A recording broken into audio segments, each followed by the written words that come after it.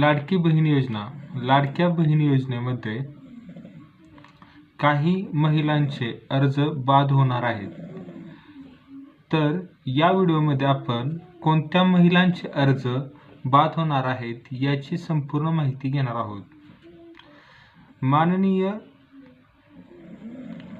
महिला व समाज कल्याण मंत्री आदिती तटकरे यांनी माहिती दिल्याप्रमाणे शासनाने 5 निकष जाहीर केले आहेत. यानुसार पात्र लाभार्थी महिलांच्या अर्जाची छाननी होणार आहे आणि यातून ज्या महिला या निकषामध्ये बसणार नाहीत या महिलांचे अर्ज बाद केले जाणार आहेत.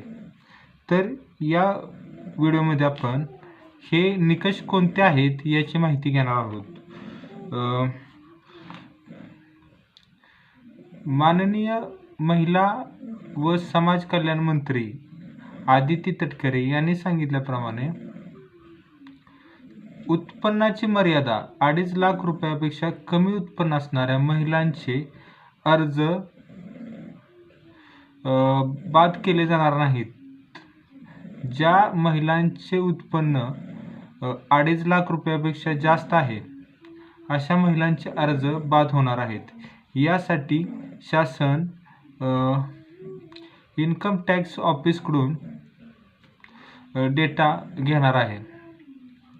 तसेच निकष क्रमांक 2, ज्या महिलांच्या नावावर 4 चाकी वाहने आहेत अशा महिलांची नावे ही या योजनेतून वगळली जाणार आहेत. यासाठी RTO विभागाकडून अशा महिलांचा डेटा गोळा केला जाणार आहे. तिसरा निकष आहे रहिवासी.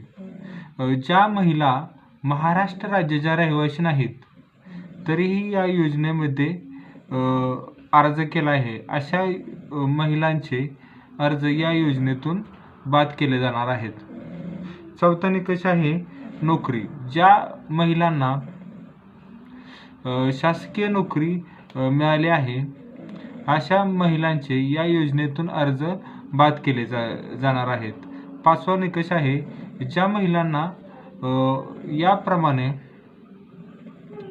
कोणत्याही इतर शासकीय योजनेचा लाभ मिळतो, म्हणजेच संजय गांधी निराधार पेन्शन योजना किंवा इतर पेन्शन योजनांचा लाभ मिळतो अशा महिलांना या योजनेतून मिळणारा लाभ बंद होणार आहे. तसेच पत्रकारांनी त्यांना असे विचारले की ज्या महिलांचे अर्ज बंद होणार त्यांच्याकडून शासन रिकव्हरी करणार का, त्यांच्याकडून पैसे परत मागणार का? तर यावर मंत्र्यांनी उत्तर दिले आहे की अशा लोकांकडून रिकव्हरी होणार नाही, परंतु इथून पुढचे हप्ते त्यांचे बंद होणार आहेत. जे या योजनेत निकषाप्रमाणे पात्र नाहीत अशाच महिलांचे हप्ते बंद होणार आहेत. जे पात्र आहेत त्या महिलांचे हप्ते सुरूच राहणार आहेत अशी खात्री आदिती तटकरे यांनी दिली आहे. भेटूया पुढच्या व्हिडिओमध्ये, सविस्तर माहिती घेऊया.